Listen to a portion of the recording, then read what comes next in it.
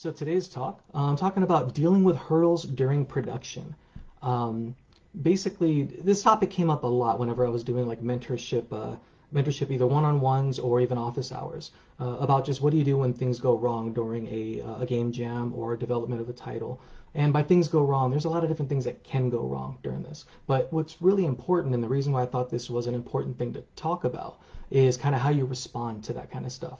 Um, in general, and you hear me kind of reinforce this over and over again, but all experience is a good experience. It's a good learning experience, even if things go wrong. And so it does take a little bit to kind of take a step back and realize that, especially when you've got your heart and your time and effort put into something, and things that you didn't expect just start happening to it. So it's one thing is that it's easy when, especially when getting started in dev, but just in general, as a human being, you kind of assume everyone else is in the same situation as yourself. If you've got a lot of time, or if you've been putting in a lot of, you've got your day job, things going on, but then you get home, you get ready, and then you jump into a game jam, and you expect everyone else to be in that same situation, and they may or may not be. So at first they might be, and you might have a group of friends that are, or just people that you like working with that are in that same boat. But as you get into the industry and you start working with different people, there are different people with different concerns at different stages in their lives, and sometimes it doesn't always match up, and so you have to be a bit more flexible in how you deal with that. Let's see. So, what could go wrong? I mean, kind of everything can go wrong. Anything can go wrong. I mean, it's game development, so there's all kinds of things that can kind of throw a wrench in your development, whether it's a 48-hour game jam, or whether it's a three-month sprint to get something going, or just a year of development to get a small title out. And so the thing is, it's always going to be okay. You can kind of, a lot of it is in how you respond to it, not what the actual thing is. So nothing disastrous is going to happen in game development. It's not as if something is literally on fire. It just seems like it's a trash fire. So things that can happen though, ghosting is one big thing. A lot of times I've heard about people have gotten together a team of 3 to 5 people, developers, they're working on something, and then day one, the lead engineer just doesn't show. And and what do you do at that point? Or you've got a narrative designer that just doesn't show up to actually provide anything to hang the game on. So you're creating mechanics, and you're creating kind of a setup and tech with no actual story or momentum or reason to actually play the title. That sucks. It's never fun. Also, things can just not come together during development. You can have mechanics that you thought were really, really kind of overlapping and complementary, but they're just not really coming together. That's not fun, and that kind of can be very distracting because you only have a set amount of time and you want to get everything working well together. You could misread the capabilities of an engine. There might be stuff that you thought was there, and you find out, no, that's actually a $300 add-on that we really can't afford. And we can't roll our own because we only have another 48 hours to get this done, and there's no way to actually do that. So you've got team issues, miscommunication, either the people that you know, or kind of a bad fit with unfamiliar teammates. People just work differently. Everyone has their own way of getting through things and doing things, and sometimes it just doesn't mesh well, and so that can kind of cause friction. And then there's kind of just things that are out of your control, tech issues, scheduling changes. Just someone's power goes out and they're gone for a quarter of the time that you're supposed to be developing. There's a lot of those things that can instantly cause stress and cause you to react badly when really there's nothing you can do about it. It's just that, again, let me say this over and over again, it's game development. Part of the job and part of the skill is having kind of this allotted time for unknowns and for things that just kind of happen, and it's more on how you react to those, how you circumvent those problems. That's part of development. That's part of the skill of being a proper game developer, is being able to take on some unknowns, or take on some kind of being sideswiped by things, and then being able to kind of roll with it and keep moving forward. The next section I got down here is really how do you react to these kinds of things? What are proper ways and what are improper ways to do that? One thing you can do is actually, before these things come up, you want to plan appropriately. You want to plan properly. You want kind of if you can, design modularly, so that if something doesn't show up, particularly in a game jam, but just in any kind of development, if something falls through, it doesn't tank the rest of the title. If your concept is hinged on 5 different elements working absolutely perfectly the entire time, if you do that in a way where you're building up to that, that's fantastic. If you're doing that in a way where that's a requirement from the beginning, you're asking for some trouble. So you want to have a modular design where if one of the elements, even if it's your core element, isn't there, you can find a different way to still create something within the time allotted and then present that one thing. You can talk about the things that didn't come up or didn't make it, unfortunately, but you want to have something to show for it. So one example would be if you wanted to make a quick shooter and you're jumping into Unreal or something like that, and you're just kind of creating this environment, but you don't actually get the shooting mechanics up and going. There's just an issue or someone left or anything else. That it looks like you're making a stealth action game then, or you're making a platformer and you can kind of move forward. You can still pivot and continue in that way without actually just saying, well, we don't get guns, therefore we can't make this game. So that's one way to kind of look at it, is to be modular in your thinking for these kinds of things. Let's see. Another thing to do is to kind of, just basically to reinforce that, sorry, but you want to take a minute to kind of explore pivots and plan those ahead just in case. Have 1 or 2 contingency plans in case something does go wrong. You can't account for absolutely everything, but you can kind of get your mind thinking in that way so when it does happen, or if it does happen, or when it does happen, you can respond quickly and keep moving forward. Let's see. So we're all human as well. So one other thing that to react is that things happen to people, and it isn't always that someone is being inconsiderate or they don't want to stick to their commitments. It could just be that something came up. Things always come up. Again, we all have different schedules. We all have different things going on, and although you might have committed a full weekend to get something done, you never know what life can just kind of throw at you. We've had times where during development, I was over at Sony Bend over in Bend, Oregon, and working on a project, and we're in a very, very tight crunch. And then one of the engineers just doesn't show up, and they're in charge of a core mechanic in the game. And the reasoning is, wife went into labor. They're going to go have a kid. Now, we could try to require them to hang out instead, but that's really not the proper way to go. So we just have to pivot. We just have to say, we're not going to get that feature for right now. Let's just move on and do something else. And we create a design solution for this. We design around it and keep moving forward. You can never really account for what's going on in someone else's life. So it's never good to kind of focus on that when something does come up. You just want to keep going forward. Blame is bad, just in general. You don't want to sit there and spend your time, especially if it's a precious amount of time. I keep coming up with like a 48-hour game jam. If you only have 48 hours and someone decides to ghost, you don't want to spend 5 hours being mad about that and interrupting your own workflow. You want to just solve the issue and move forward. If it's a friend of yours or somebody you can contact later on, contact them, yell at them, absolutely, after you're done, at the end of the 48 hours, not during, because that's not going to help the development at all. There's never any reason to sit there and waste time complaining about stuff like that when you could just move on. It's unproductive. Like I said, it's a waste of time. We've had times where people can, if you react in that way, they can react badly as well. If someone isn't living up to what they said they were going to do, you account for that, you take it in, and then you can again pivot. We've had, during Christmas time at one point, we had an engineer that was running a little bit late, and so they were trying to get as much in as they could, but it was hard to get in. There were a lot of knock-on bugs and things happening. So they promised to get one thing in. They were going to keep working, but as the door was closing, his manager said, hey, make sure he gets that done. Someone else. That is not a really good way to go when you've just discussed that issue. They're very aware that they're behind. They're very aware that they need to get this going, and kind of digging in right then, even if upset, even if it feels like it's valid, it definitely is a bad way to go. That engineer basically quietly shut down his computer, got up, and walked out for the rest of the holiday. It came back about the 3rd of January and just said, do I still have a job? And the answer was absolutely, welcome back. That was it. Because that was the only sane response when people were pushing you that much, especially during a holiday time when you should be spending some time with your family. So a crunch is a big deal. It's good to take that seriously, but not at the expense of the quality of life of the people that you're working with. Again, find a way to do it with less people. It's not easy, but you can get really clever with that. You can find other things to do. So that makes it worthwhile. That's really it. It's treating each other with respect. It's treating each other with a bit of empathy, and then enjoying the development itself, enjoying the act of creating something. That's what's important, and anything you do in that direction is going to be valuable. So you want to have some empathy and some tolerance. You know that stuff happens, and you want to use those cycles to kind of move forward and grow rather than getting resentful, rather than getting upset about what's going on.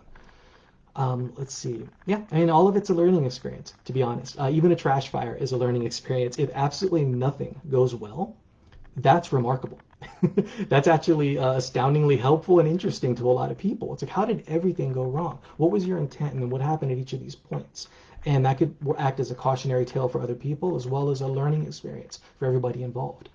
And you can also talk about what did go right. A few things did come out. You have experience creating certain mechanics or a certain type of a narrative flow that you weren't able to do before.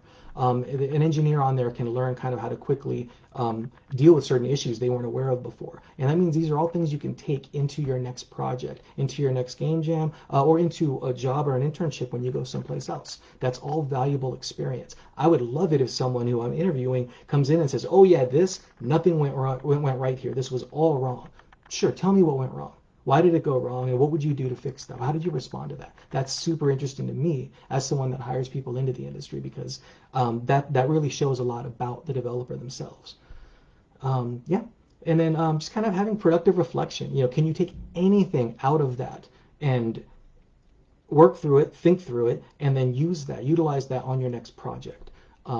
It's always a learning experience. It's always helpful, and it just makes you a better developer as you, with a smile on your face, just deal with this. And you can see you'll have an initial smile, something goes wrong. Yeah, we'll be okay. We keep moving forward. 3 other things go wrong. You get that really kind of dug in smile, but you keep smiling, you keep moving forward, because it's game development. You're making video games. It's a fantastic, fun thing. It's something I love. I've loved doing it for over 25 years. I'm going to keep going and keep doing it till I die. It's just game development is wonderful. I enjoy it, even with the hurdles and the issues that come up. It's all in just how you react and how you move through any kind of hurdles or issues that you encounter. Question from Manny. How do you deal with these surprises and keep the project on budget, keeping investors at ease? That's definitely a special skill. That isn't always that's not a skill that's associated with a specific discipline. Aside from most likely a producer, somebody on the production side that can kind of interface a lot with investors or any kind of key stakeholders. That's part of their gig usually, to actually interface with that stuff. What you don't want to do is hide anything. You don't want to be polishing a turd or anything like that. You want to be honest about what the current state is, honest but optimistic, and also present solutions. Again, people always know things can go wrong, but as long as you've identified it and you have a plan going forward, that's reassuring. It's when you try to say everything is okay, but then nothing actually is, you're setting yourself up to fail right there. So it's always good to actually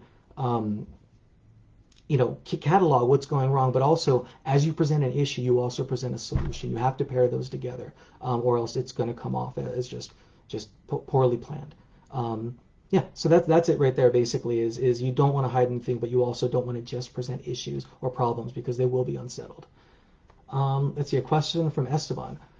In my experience, when faced with the surprise interruptions, let's see, have established world rules or design pillars help to make the best decision? Actually, yes, that's a really good point. This is assuming people do know what those pillars are. And a lot of those design pillars are established, contextually for the project itself.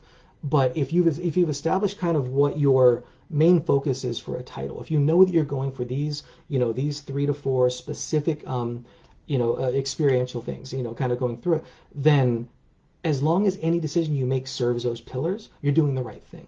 And when you're not sure, when something you have to pivot and you have to go and reevaluate what's going on, take a quick look at what that new reality is and see if any of that avoids the actual pillars. If it doesn't serve those pillars, you might want to excise that and pull it out and go back to the basics of what exactly it is you're looking to do with this project.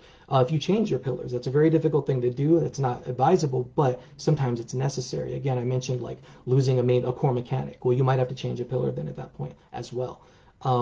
Then, as long as you've been simplifying with that rather than making things more complex, you can still adjust in that way and then just stick to those pillars right there. I want to make sure that I've sufficiently answered that question. And if I haven't, we can also look in the comments and kind of follow up on things.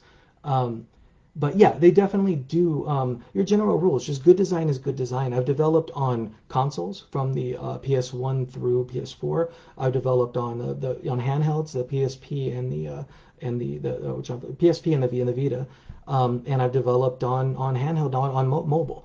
And honestly, when it gets really far down to it, good design is good design. It is transferable from device to device and from experience to experience. So as long as you present the proper amount of information to the player, you enable them to make interesting decisions. That's a lot of what gameplay is about. That's not the only definition, but that's one definition of what a good game could be.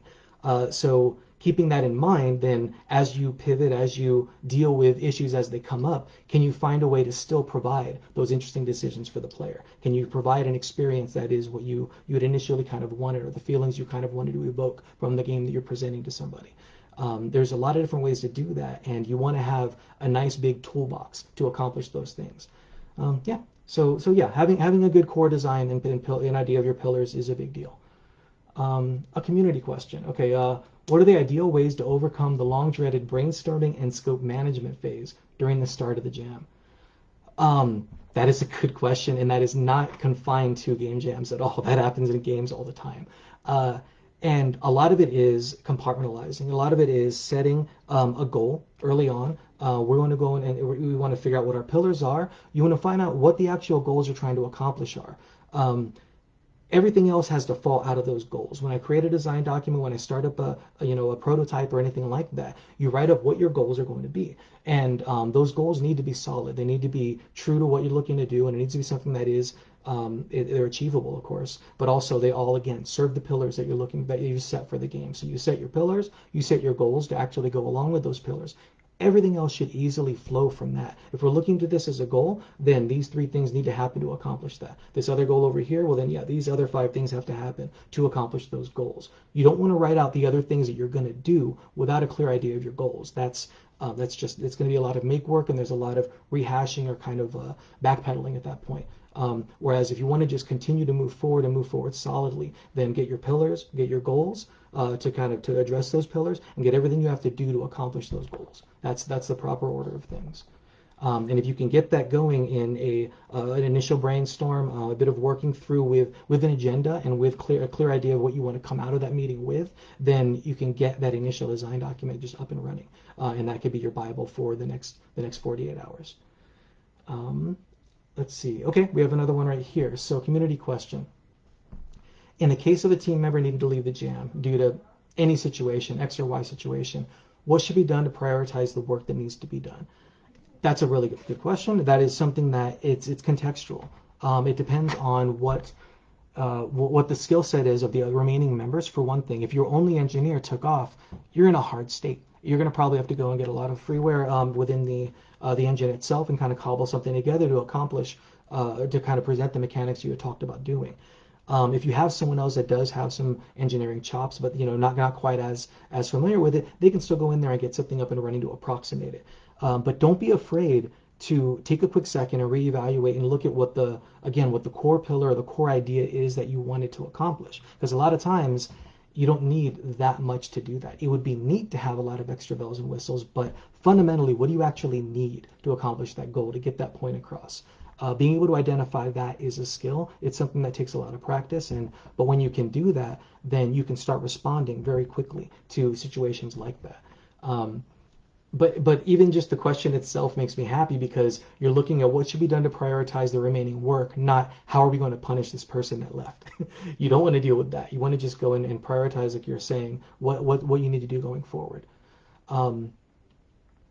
Yeah, that's again, I like that question, because it is the next thing to do. The right thing to do is prioritize what's happening, cut and run if you have to. You might have to cut down mechanics. You might have to see what else you can do, or kind of how you can shore up anything missing with another portion that you had already planned on doing.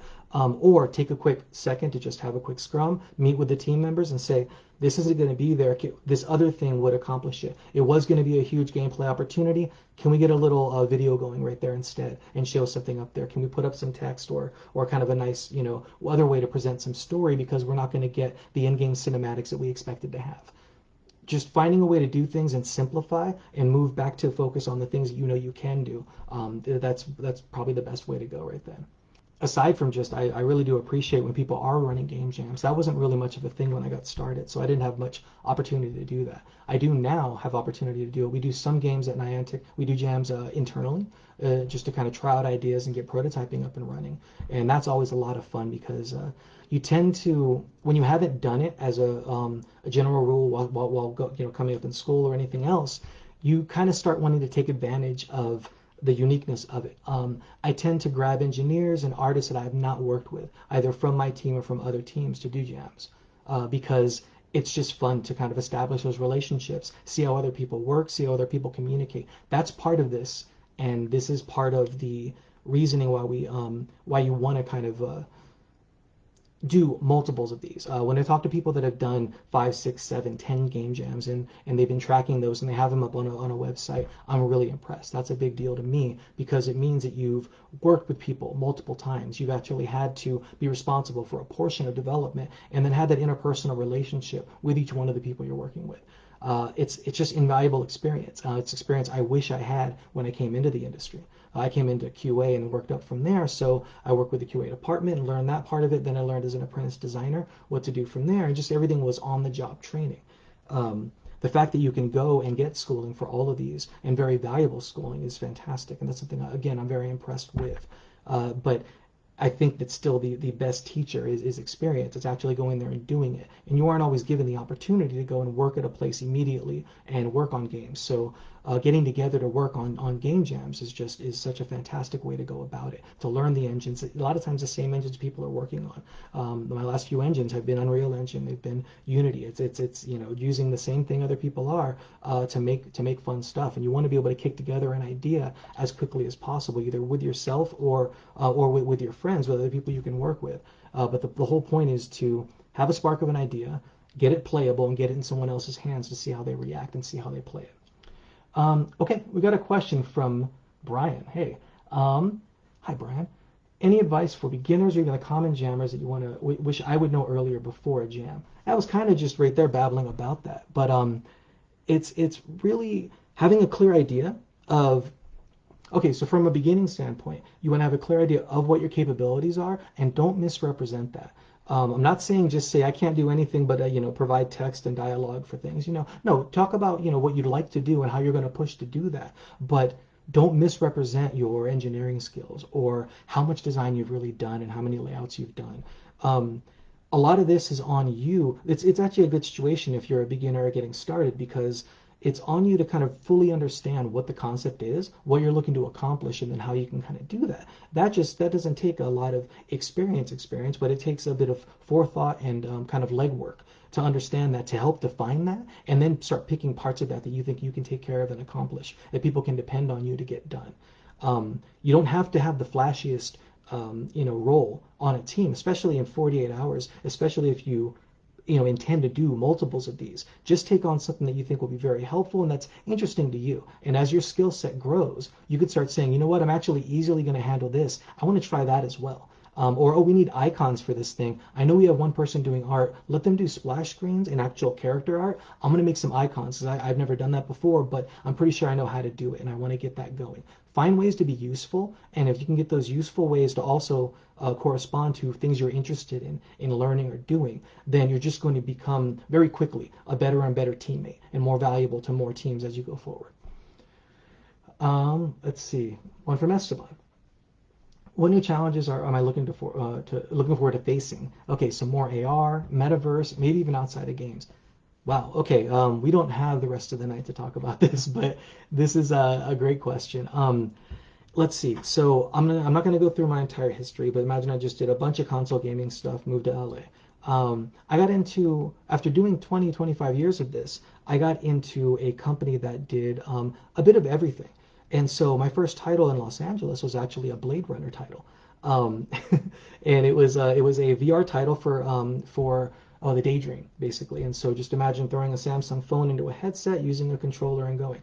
So after 25 years, I'm working on something completely new to me, learning new skills. Now I was able to, as mentioned before, bring a lot of core design into this, and that was very helpful, and that's why I was hired on to do this. But But I learned as much as I kind of provided about VR, about not making people vomit immediately, about how to properly set this stuff up, and how to create those experiences. And that was very valuable to me for my skill set, for my career, as well as just to keep me interested in what's going on. Um, let's see. So then going from there, I worked on a game called Marvel Strike Force. And so this is now a team-based combative game on a handheld again. A live ops game, one that's already up and running, where I ran the raid section of it. So I'm creating huge raid maps, I'm creating fights inside of the maps, and then I'm kind of tuning all the characters within there that people are fighting up against. And they fight these raids over and over and over again. Again, 20-something years in, I've never done that before. And so that was super exciting, kind of going and doing mobile stuff in that way.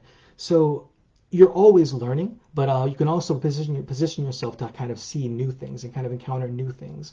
And so things like doing more AR. This was a lot of VR I was working on. I appreciate VR, I love VR, but I think AR has a lot more to offer in terms of just as the horsepower of our devices keep kind of increasing, then the more we can overlay onto that, either in a helpful way or in an entertaining way, or maybe even both. That's just like something that's very exciting to me, and it feels like we have more impactful changes and experiences when we overlay that on top of what you're seeing in the real world and enhance that real world rather than try to replace it with VR stuff. Again, there's a place for all of it, and some of the best gaming experience I've ever had have been in VR. But I think that AR is where things are kind of, it sounds goofy because it's been going on for quite a while, but we're still kind of figuring that out. And I think that's where a lot of the more solid and kind of, I want to say reasonable in a way where it's like more acceptable ways for these things to enter our daily lives. That's where it's going to come from, is an AR. Metaverse stuff, yeah, I'm still forming an opinion on that. I've read all the books. This is what I grew up on. I get the idea. I just don't know if we're nearly there yet or if I really want to be there. I'd much rather enhance our current lives, and this is something echoing what our kind of leadership at Niantic say, but I'd rather enhance our current everyday lives rather than just create a whole new one. That's my own personal kind of tilt on it and how I feel like I could contribute. Other people might have other things and other intentions, but that's kind of where I stand on metaverse type stuff. And then outside of games, I've always wanted to. I love card games, physical and digital, and I've always wanted to kind of continue in that direction. Board games are fun as well, so that kind of stuff is always fun. And it is a challenge. It's something that again, every different design opportunity, you have some things that are consistent from one to the other and some things that are completely new and unique. And all you can do is learn from that, add it to your toolbox, and then just you become a better developer by doing that. So if I do get the time to actually make my own physical game, I'll be really, really excited about that and happy about that. Okay, let's see. We've got that one going. We've got Esteban and Raphael. Hi. Where else can you listen for more from me about game development? Funny enough, not much. I hide a lot. I've been brought in to do this through a workmate who's very, very active in the PRGDA, and so I want to contribute more. This is new to me, and I'm kind of just getting my way, my kind of feet wet in doing this stuff. But I enjoy doing it. I enjoy talking games. I enjoy making games. So I am going to be doing more of this. And again, I'm learning from just these questions and from these interactions with everyone here. So hopefully I can do this better. But yeah, I don't have very many. I think from last year I was in a panel in the same event. And other than that, there's a lot of our ERG, our employee resource group at Niantic. We have one called Nianticos. I'm not sure I'm wearing the shirt, but yeah, we have a Latinx, an Hispanic resource group where we kind of work internally to make sure that we're represented properly. We want to make sure that we have a bit of a say and a bit of at least a positive impact on the titles that we create, so that we can kind of give a bit of context and a bit more just kind of proper representation within the titles that are made in the company. It's not just for Latinx. It's also, we have some for just for kind of for everybody. There's a whole host of ERGs. If anyone's interested, you can contact me and we can talk more about that. But yeah, I mean, right now, nowhere else, but I'd like to do this more often. And if you have anything specific, or if anyone has anything specific they'd want to talk about as a topic that you think I might have some experience on or that I could talk on, please let me know in here, or you can contact me. It's very easy to contact me. It's literally my name, so samuel.villanueva@gmail.com. That's kind of the easiest, best way to find me. I don't do a lot of tweeting. I don't do a lot of Instagramming or anything like that.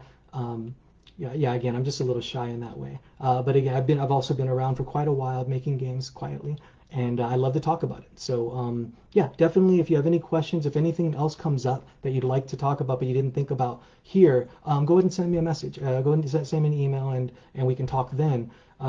Aside from that, just I guess keep an eye out, and I should be a bit more involved in this kind of stuff just across the board. So if again, it's easy for me to get on here and talk. It's a lot more effort and a lot more heart put into creating. And so that's why I love the fact that everyone is out there creating, entering game jams and multiple ones and learning from them and keeping going. I don't want to hear about people doing a single jam and then kind of saying, okay, I'm good, I've done it. I want to hear about people kind of learning from the experience and creating more and more, pulling along what they've learned as they've done these jams and making each subsequent one better. I hope I've answered all your questions. I hope you've enjoyed this. Hopefully maybe learned a little bit from it or at least got the general tone.